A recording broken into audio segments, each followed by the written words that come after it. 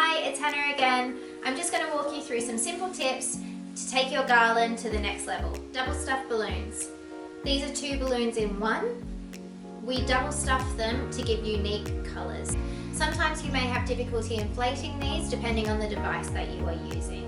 So I'm going to talk you through how to inflate yours successfully. To inflate your double stuffed balloon, you just want to pinch the top of the balloon to inflate.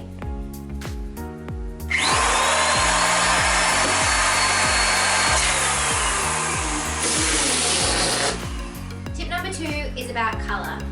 This is the Peachy kit, and this is a colour blocked garland. To get this effect of colour blocking, when you are creating your duos, you need to be tying similar colours together to create this effect.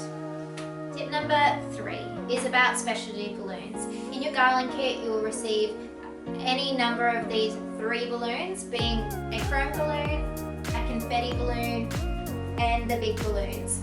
As per our instructions, you need to leave these balloons till last. The reason being is, in most cases, if you thread them while you're making your garland, they will get lost in the garland and may end up at the back.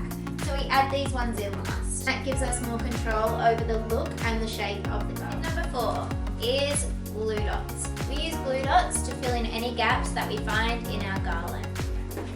So to use your glue dots, find the connection point in which you need to use for your balloon by holding it up into the space.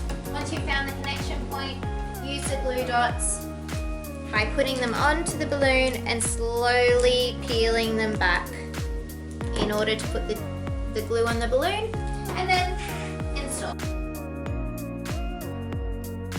Easy.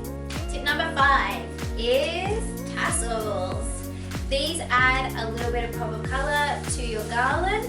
To install them, you can install them as a single or as a double. I'm going to show you how to install a double. Put them together and then you just slide them in between the balloons. Voila!